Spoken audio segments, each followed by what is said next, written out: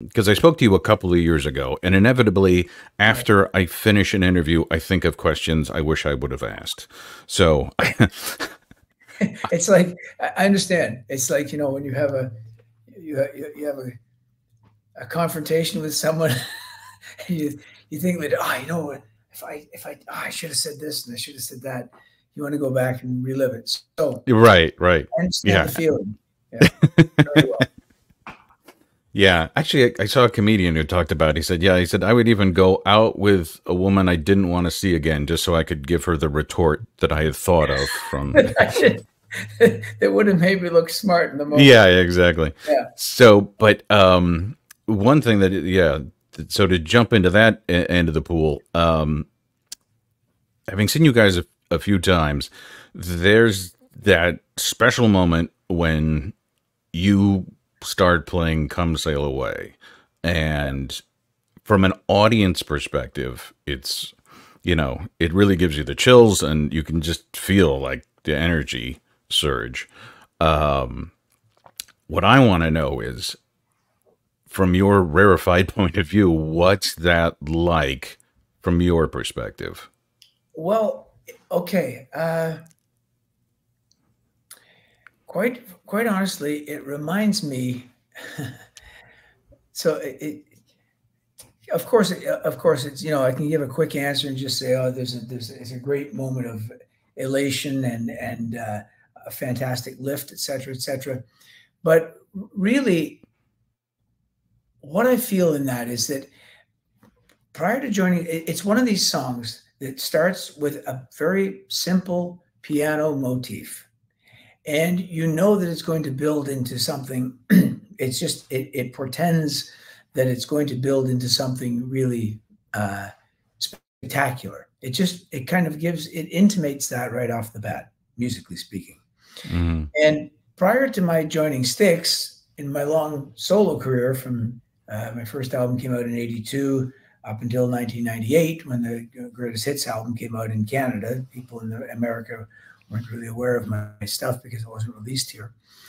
Um, there was a song I had called "A Criminal Mind," which Styx play now as well, occasionally, and we played just a couple months ago in Toronto. And it also is a song that starts with a plaintive piano motif. This one, the difference, this one with "A Criminal Mind" is that it's in a minor key, but it has Hmm. a very kind of simple opening. And once people know the song, it's that simple plaintive opening that I think ignites them, because they have this built-in anticipation of what's going to happen. And I remember when that song, I'm going to refer to "A Criminal Mind," became a hit, I would get to the third or fourth note of the opening and be completely drowned out, where I never heard really the fifth or sixth note, Oh, because wow. the audience would drown it right out. And that's in the days when we used regular monitors on stage, speaker monitors, before in-ears were invented. But the beginning of "Come Sail Away" evokes the exact same response from people. So I kind of anticipated it when I joined the band, having seen them a couple of years prior in 1997, and seeing how their show, the arc of the show. Um, Once again, I knew that that opening would really, you know, would grab people right away. To the degree, though, that it does, has increased over the years, I have to say. It's now embraced as something that I can't quite articulate. It feels like it's been part of people's lives now for so many decades, that it opens the door to all the various thousands of chapters that each person in the audience represents, and how they've interpreted that song in their lives. So I feel, you know, that moment of elation happens, but at the same time, I gotta keep my eye on the ball, so to speak, where I don't get too swept up in that, and kind of let the audience have the emotional release, and I'll just focus on trying to give it the most honest rendition that I can deliver on the day, taking in all of the everything that's in that audience at that moment, because there's a kinetic energy that's just being passed around, like it's like electrons that are flying everywhere, Right. and you're trying to kind of hold on to that and hold on to your sense of purpose at the same time. Long-winded answer.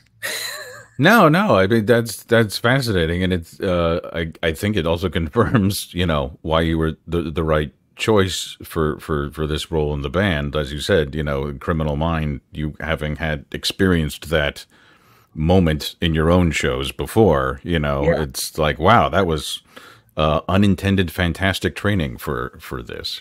Well, this is it. I think that, when I joined the band, one of the things that really connected me to these guys immediately was that they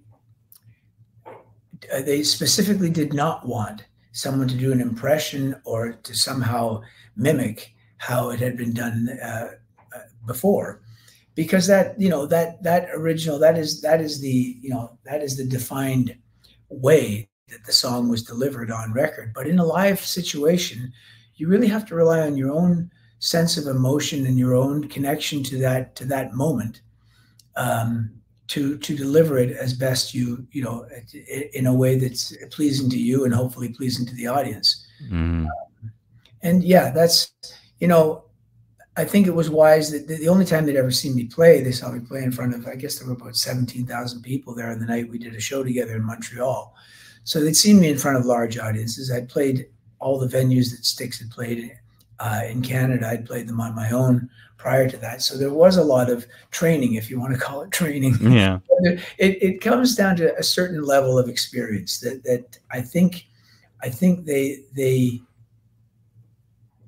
they were correct in thinking that we need, if we're going to do this, we need someone that's at least experienced and won't be overwhelmed by it, because you can easily be. Right, right. And, actually, I had questions along those lines of being experienced and such. Sure. So, thank you. You lead really, you led really well into that. The last time I saw you, when you guys played, you and Chuck were alone on stage doing "Lost at Sea" Yeah. prior to going into "Come Sail Away." Yeah. And first off, what I loved and what I thought was, this is a guy who's shows how experienced and comfortable he is on stage. I loved that just as you were finishing, you leaned over to Chuck and said, "Are they ready? I think they might be ready." And it was just like, most of it, I think a lot of people knew, all right, I know what's coming next, Yeah. but it made it a little extra fun. There was that extra theatrical flair, Right. that, and I think a lesser experienced person might have just rushed into it, like, but I love that, it's like you gave everyone a chance to, like, just, simmer in this anticipation for a little bit. Yeah. There's well, first of all, if you can't make a Styx show fun, you don't belong on that stage.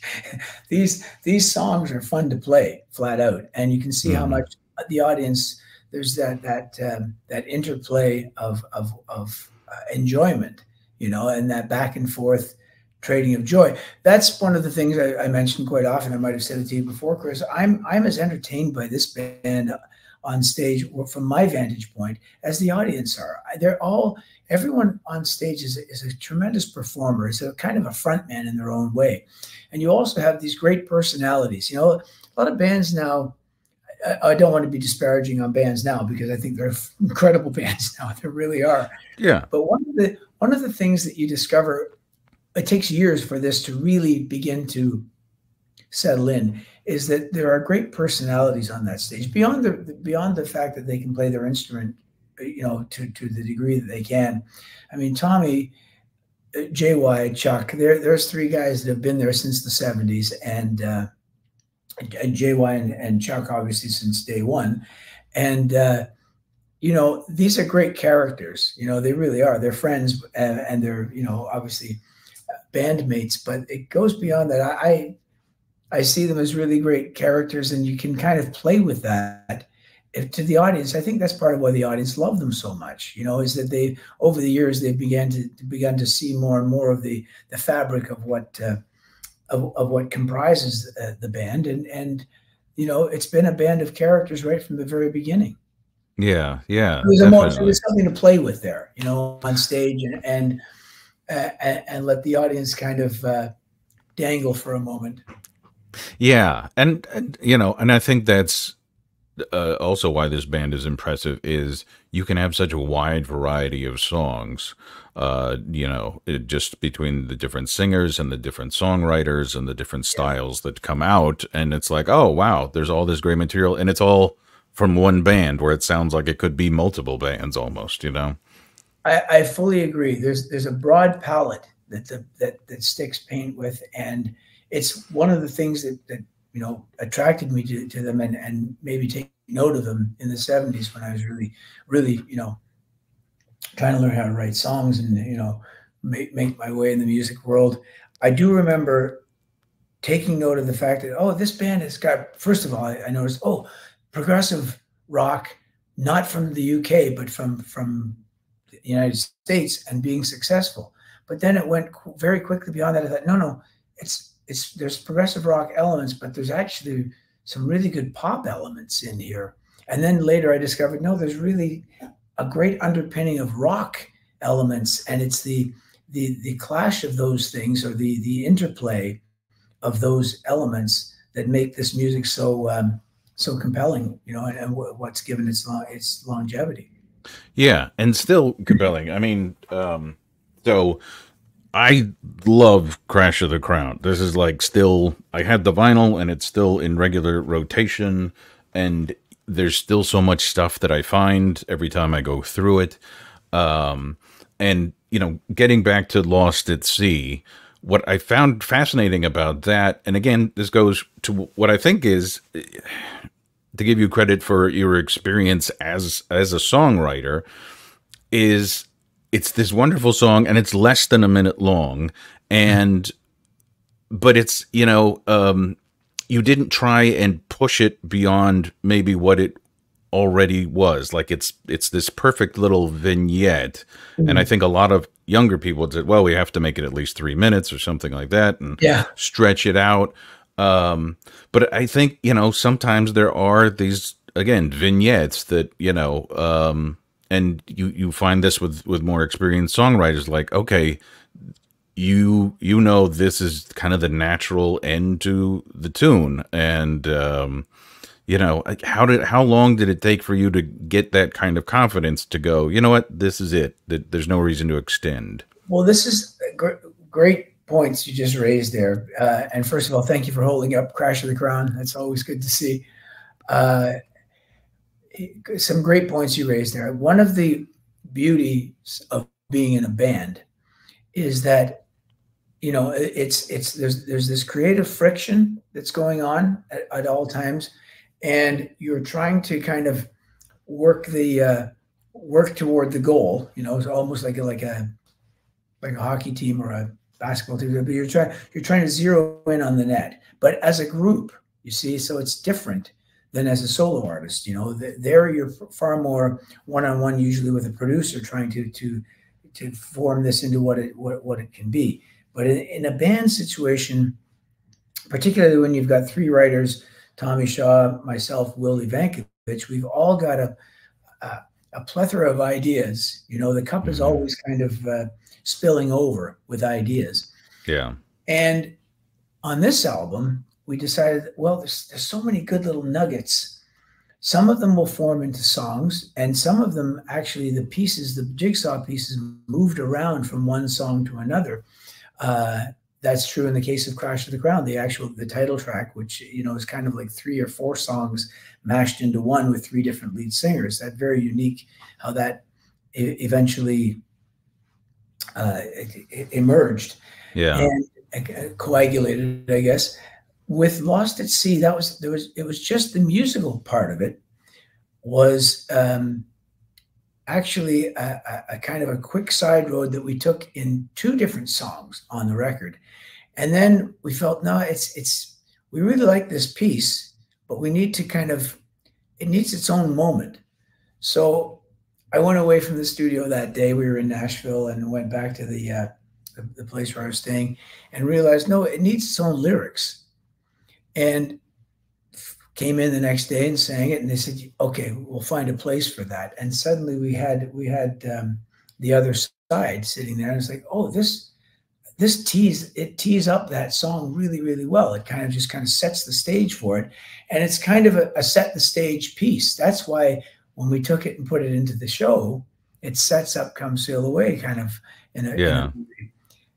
effortless way, and but it was right. And honestly, I guess if we were to connect the dots of like, well, where has this been done before and successfully, it would be the Abbey Road record, the Beatles Abbey Hmm. Road record, with the little fragments that sometimes are like not quite full songs, but tee up the next moment.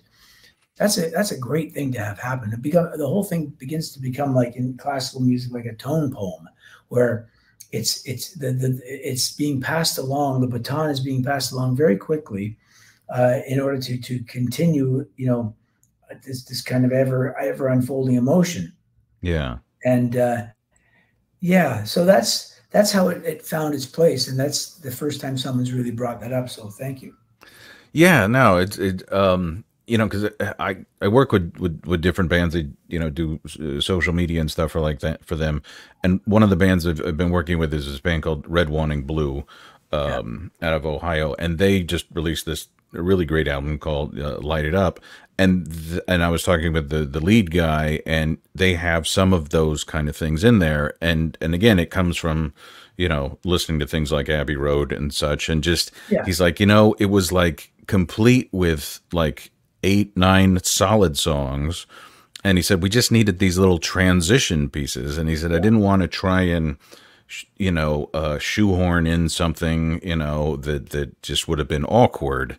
And they created, again, these little interludes that, and I'm like, and he said, it was kind of a sign for him that it was, oh, they've progressed as a band and as songwriters to like, oh yeah, we can mess with the form a little bit, and it's yeah. just as artistic, maybe even more artistic. Yes, I think that's really smart. It keeps the ball in the air. It keeps kind of things bouncing along really, really in an entertaining fashion. What do they call it? Red Warning Blue? Yeah, Red Wanting Blue. Oh, Red Wanting Blue? Yeah, Yeah, Red Wanting Blue. Got it. yeah, Good. Well, good for them. Good luck. yeah, yeah. And sticking with Crash of the Crown, another one that I really love is Reveries. And to me, if you listen to your Gowan solo catalog, Mhm. Reveries in particular seems like the perfect melding of you as a solo artist and Styx as a band. Yeah, It's like if you took Strange Animal and then mixed it with any other classic Styx tune, it seems yeah, like it would come out with something like Reverie. And so I yeah. was really curious how that song in particular came together. I was not part of the writing on Reveries, but funny enough, when I came in and Tommy and Will had the song, they said you got to sing this song. So it's almost like what you just said. It's almost like they kind of interpreted that in their own way. And when I saw the lyrics and stuff, I was like, yeah, I'd love to sing this song. And yeah, in a way, they kind of concocted the perfect tune that does kind of um, embody a lot of what I did, prior to joining the band, and kind of set that up in a really flattering way. So that's a very strong piece. Yeah, yeah. Okay. So no, that's really fascinating that they Another wrote great those. aspect, another great aspect of it is, yeah, so quite often on the last two records, we would write something that fits somebody else's voice better than our own. So that happened a few times. Hmm. Yeah, Wow. yeah. Okay. No, I mean, and that shows how well you guys are in sync. Just because I would have sworn you wrote the verses for Reveries because they No, just have your style about them, the no. wordplay. Funny enough, the verse that I wrote over top of a riff, but I mean the title track, "See the way," on "Crush the Crown," Jay Yeah. Wessing, "See the waypoint on that Right. distant blue horizon on the old ocean. Yeah. Okay, so I wrote that part, but knew even when I was singing it, it's like, oh, this is JY's voice here, right? Oh, And that got handed to him. yeah. Tom and Will already had the ending of the song. The da da da da da da. Um, all you sailors, all you say, all you sinners, all you, Yeah. yeah. They had that section done. Okay. I'll get the lyrics right by tonight. Um, and they said, no, this is for your voice. That's again, these are the kind of surprise things that can kind of almost blindside you in the greatest of ways in a band where you know there's a lot of minds and a lot of kinetic energy is bouncing around the room, and suddenly you know it's almost like a roulette wheel, and suddenly the ball lands on you and you're like, oh, okay, let's see what we can do with that. Right, right. Interesting. Yeah. And along those lines, one of the changes, the differences I'll be seeing tonight is that your brother is now the bassist with Styx. Yeah. And I was wondering, I mean, obviously he's an accomplished musician in his own right, Yep. but did you give him any advice or discussion as far as the best way to, again, mesh with this existing band? I did. I did. I actually said to him, when it was clear that he was going to join, I said to him, as any older brother would, I'm the older brother. I said, if ever in your life you decide you want to listen to me about a few things, this is the time. And he took that advice really well, but it had nothing to do with the music because he knew exactly how to approach this. I mean, yeah, as you said, like he started playing in my live band from 1985 on, and it was mainly because Tony Levin, who played on the album Strange Animal from 1984, he had begun the next Peter Gabriel record and wasn't available when suddenly a bunch of our gigs got offered. And I remember calling him and saying, "Is it possible?" And he said, "Actually, I'm in the studio all the next 2 or 3 months with Peter Gabriel." And it's like, okay. And my brother came home. He was only 19 at the time. He said, "I can play all those parts on a Chapman stick." And I think, "Yeah, sure you can." And he was able to do it. Wow. So he's very talented. Don't tell him I said that. And very talented to begin with. But so when he joined the band, I mean, I knew immediately the moment he came over and started playing the songs, just the two of us, it was like, yeah, he's just got it. He's flat out got it. And that's what Chuck, that was his first comment. He's like, this is exactly how this should be approached.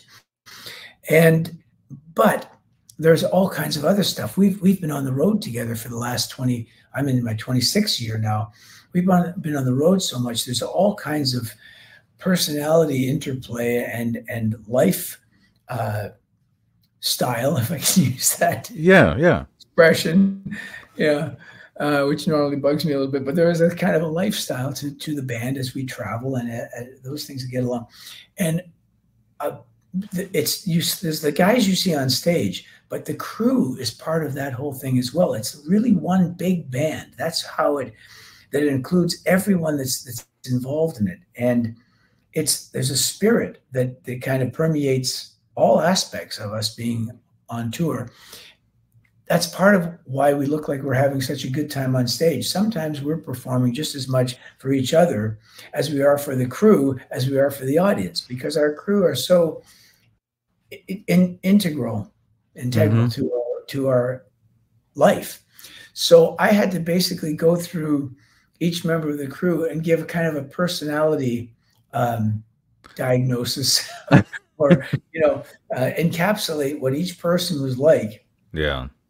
And have Terry individually talk to each one of them to so they could get a clue about what he's like. Right. Mm-hmm.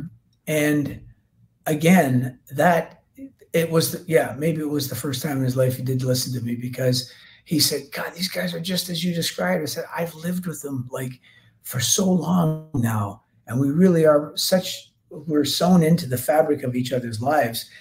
And I think that's part of why he was so quickly embraced into the band, and why the audience quickly saw that he was the personality kind of fit. He got it. You know, Mm-hmm. he got the humor and the devotion to excellence that really goes through every person that's involved in this enterprise. And okay, he's cut from the same cloth. So suddenly it became after a week, guys are saying it feels like he's been in the band for much longer, and that's a great thing to have when someone new steps in. Yeah, and a few thoughts jumping off of that. One is, so I've gotten to know Michael McDermott, the drummer for Joan Jett, Yeah, and I know they, I I'm saw sure. that when they toured with you, Yeah, and he said, like, echoing what you were just saying.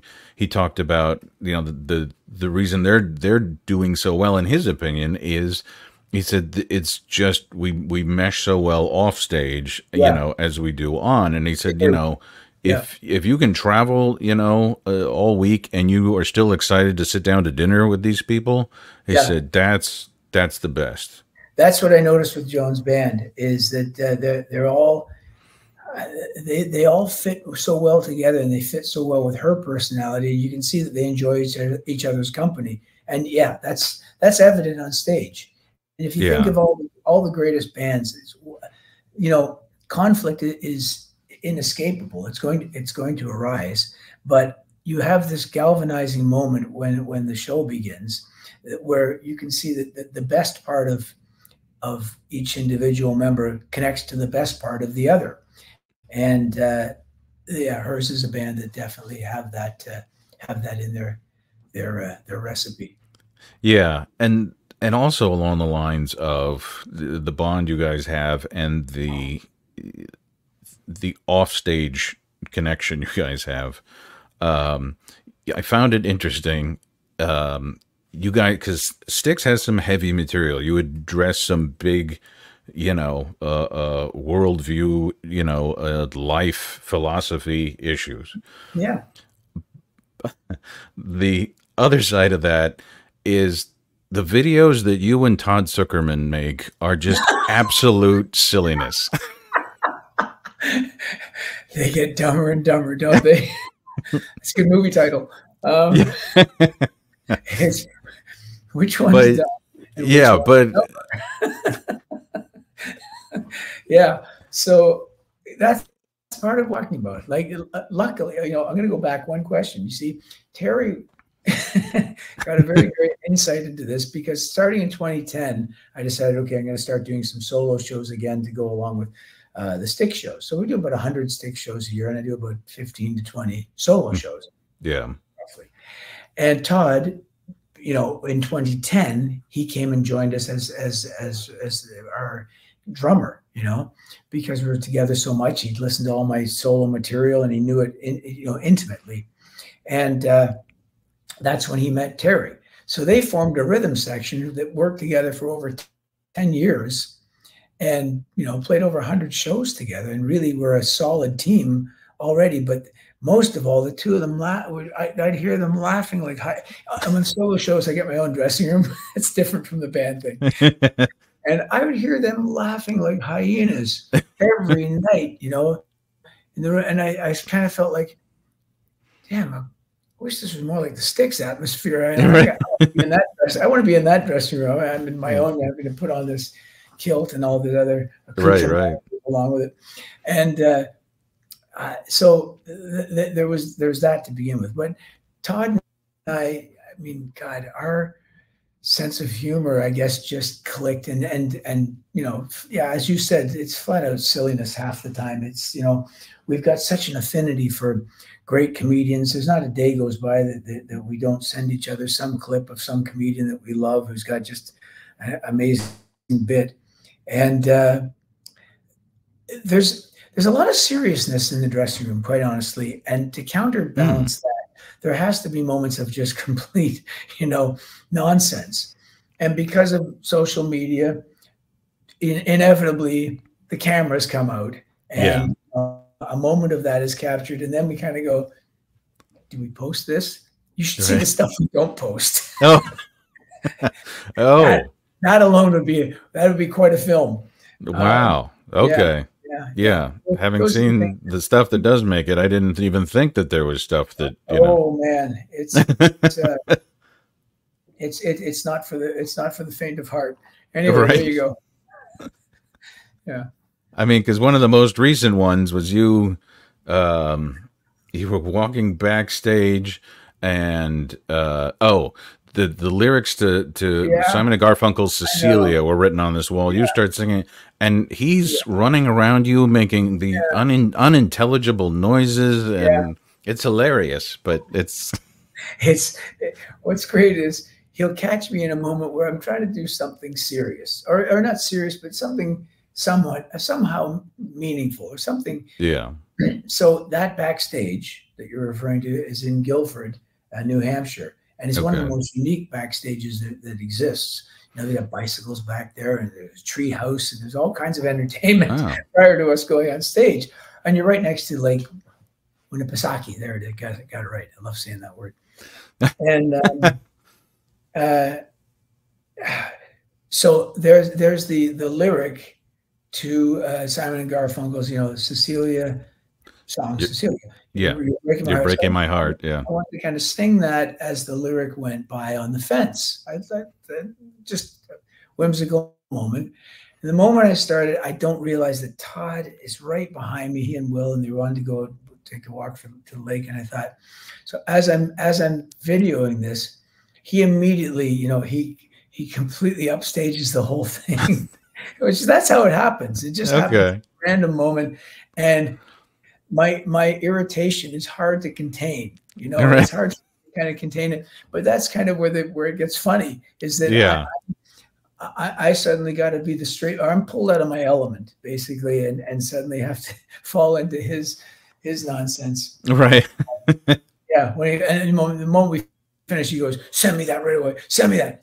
That's got to go up. That's got to." right, right, So right. I Yeah. got fun with it. Yep. No, it's fabulous to see. So, Yeah. I'm glad you yeah. liked it. I'm sure some people look at it and go, "What is wrong with these You guys?" know, well, I mean, in an industry where there's more than enough people that take themselves way too seriously, it's nice to see that, people can poke fun at themselves too, We take what we do dead seriously. We really do. We Yeah. really there's I've used this word a few times in the last couple of years, and there's a responsibility to it now, quite frankly. It used to be that, I mean, these are songs that have been around for decades. This is a band that's been around for over 50 years. There's an expectation among the audience, as there should be, that it's going to be of a certain grade, at a certain level of not just competence, but of an entertainment level that exceeds, the norm. So that is, that's, believe it or not, that's serious business for us. We got to get that out of the way first. But Yeah. then the great thing is we're really good at letting the air out of each other's balloons, and that's really what happens on a day-to-day basis, and that again that translates to what happens on stage Yeah. in, Yeah. in subtle and sometimes not so subtle ways. Right, right. Are you being pinged? Can I ask like one or two more No, questions, go or go go ahead, Chris. I'm being pinged, but they can oh, they can ping okay. away, All ping right. away. I'll apologize to Amanda later. Um, Yeah, One, well, all right. First, to just go a complete music geek reference. yeah, The latest live compilation release yeah, with you guys, with Foreigner, with John yeah, Waite. yeah, Listening to "Come Sail Away," there's a part where it builds, and the band is starting to kick in. And maybe this is me reading into things, but I swear you do a reference to Rush's "Closer to the Heart" in there. maybe. I don't. It If I did, it was unintentional. Okay, because it sounds like you sing, into your heart, and you sing it the same way Getty has sung it Maybe, live, you know, and I'm like, well, maybe. he knows Hey, those guys. Maybe it was his way of saying hello or something. no, I perhaps Okay. certainly unintentional, but yeah, what you're referring to, it is notable that I was managed by the same guy and the same people that Rush were managed by for my solo career during my Right. solo years from 80. I signed with them in 81. I was there till I had 98, I believe, 97, 98. And so, I got to know, on a friendly basis, not got to know intimately, but got to know on a friendly basis Alex Lifeson and Geddy Lee. I only spoke with Neil Peart once or twice, a couple times. Yeah, really great to chat with him for sure. Um, but I wouldn't consciously be quoting something from them, but you never know. It does seep in. Yeah. Yeah. Yeah, good. And I won't go back into this because we did discuss this in at length the last time, but I still think that, you know, I would love for you to release a complete version of you doing Limelight like you did, you know, Oh yeah. just on the keyboard, you know, Uh, that night that Neil passed, because it's a really fantastic rendition. That's awfully nice of you to say. A few people have asked that over the years since then. Uh, uh, Possible, if yeah, I can't say for sure that I would do that, but yeah, that was a good thing. I just gotten the news that he had left this earthly realm uh, Hmm. from a mutual person that we work with, Sheila, at the office. That Yeah. management office let me know, and it was just a couple of hours before we were doing a show in Phoenix, and I just, as part of my warm up, I started going through Limelight and playing it and realizing that the chords fit well with piano, and I just doing it a little bit in the dressing room, and Todd Circumin, of course, being you know, uh, when he heard the news that Neil had left, he being a drummer and of the same, um, I put him at the same level drumming wise. I same mean, kind of, just yeah, the same kind of devotion, dedication to what they did. That's a particular field where there's a bond that's really quite yeah. unique to that instrument. And I'm playing through it, etc. He says, You should do that in the show tonight. Put that in the show." And I thought, no, I'm not putting that in the show. It really was a spur of the moment thing. We were playing at the what's it called, the Celebrity Theater in Phoenix, and it was kind of a spur of Mm. the moment thing where they give me, as you mentioned before "Come Sail Away," they give me plenty of rope to hang myself with. Um, just felt right to play it. And suddenly, as I started, all these phones came up in the audience, and one person captured it really well and put it up. And in fact, a few nights later, we were playing in Los Angeles, and Libby Gray, our lighting director, came up to me and said, "Hey, when I came in today, there were fans outside asking, are they going to do Limelight?" Right. So I thought, yeah, better make this part of it for a little bit. So we did it for about the next 6 months to a year or so. We had it in there. Yeah, Ah, wow. Okay. yeah, And then again, you know, kind of ending where we started, a question I thought of after last time that I wanted to ask and didn't. Last time when we talked about the origins of your keyboard rig and how yeah, that came together and the video that you made with Alex Lifeson, yeah, etc. yeah, yeah. You mentioned in there when you were getting used to using it on stage during concerts, you said, you know, I quote, maimed myself pretty good a few times. I Yeah. was wondering if you could just, what was one of those times and how did it happen and how did you recover? I've shared this story a few times, but it's my favorite of all of them. There's been a few times I whacked myself in the head with it. The thing spinning, you bend down to take a drink, you get it hit. Um, but the best time that it happened really was there was one of my absolute closest friends was our sound engineer in Canada, a live sound engineer named Bob Schindel. And Bob, I'd known him since we were together since the 1970s, and he became the premier sound engineer in Canada. But he had a particularly wry way of looking at any whatever was the latest contraption or concoction that I'd come up with to do on stage. And we'd been through years of it. When I brought the spinning keyboard into the rehearsal for that tour that year in 1990,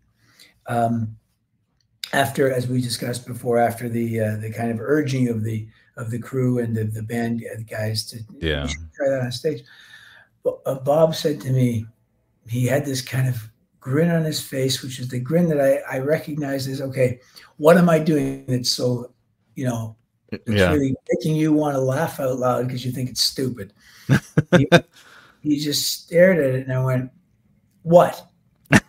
He goes, you're going to kill yourself on that thing.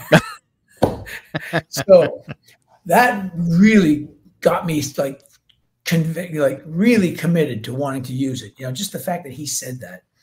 And I said, I'm not going to kill myself on it. I know what I'm doing. And there's a break on it. Oh, I love when I hear a train go off. Did you hear that? Yeah. Cool. So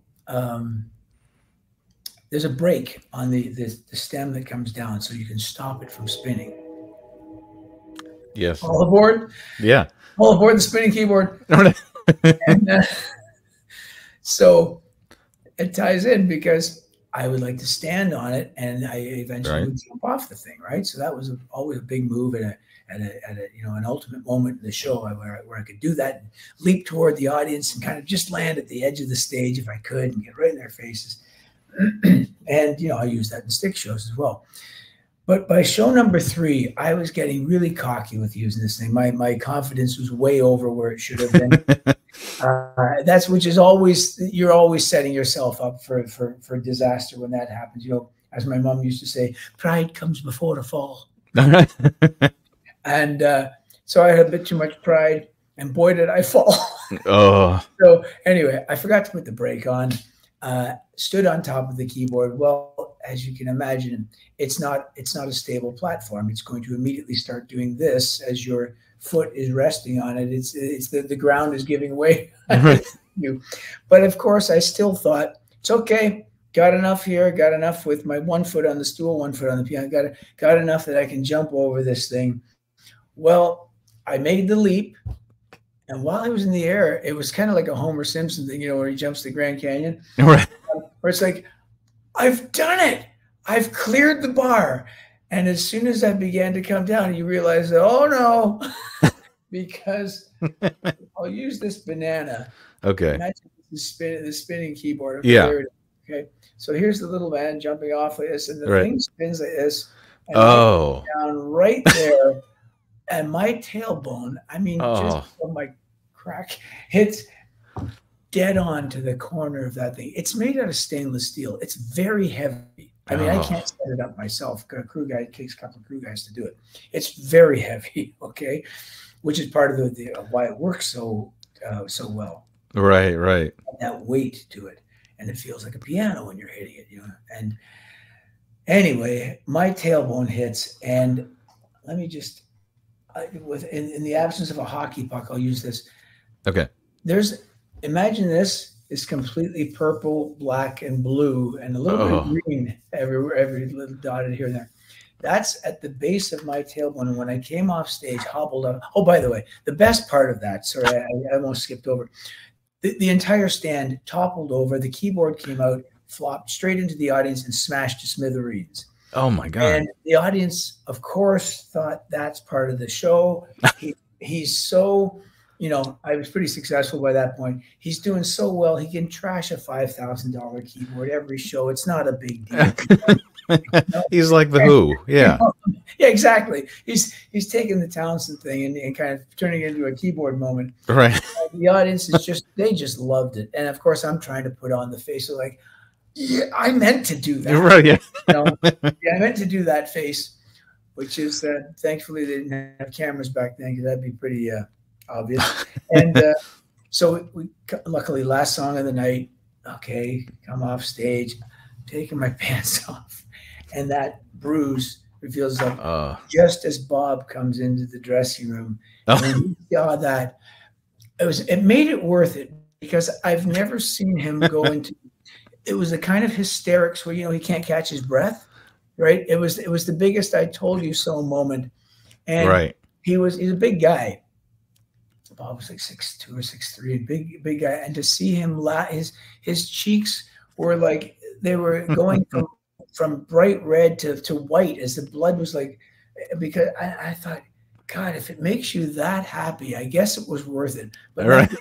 every day there'd be the bruise report, because every day you gotta change your pants before you go on stage. And he'd come in and take a look and go, "Oh man, it's still it's actually spread." You know how bruise Right. Yeah. Yeah. spread out a little bit over time. So Uh, that was I've never done that one again. I've done others, but okay. that one I mark my words. Tonight I will remember. Break on. And that's my public service message now is Right. remember remember to use your brakes. Right. If you got them, use them. Right. Wow.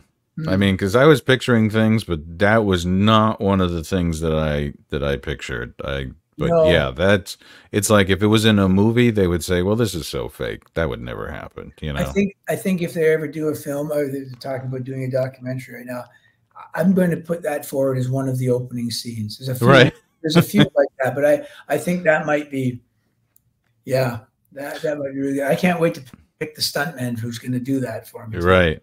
Well, actually, I heard they're working on a new Spinal Tap film, so that would be phenomenal. I think it would be. Yeah. I really do. Contact, Harry Shearer and say, "I've got an idea." Yes, imagine if yeah, Spinal Tap bring a keyboard player into the band Mm-hmm. who lasts for one show, Right. because just like their drummers, he meets his Yeah. demise early on. Yeah. Oh, that's fabulous. Well, I don't think I can end on a better note than that. So, um, Let's call it.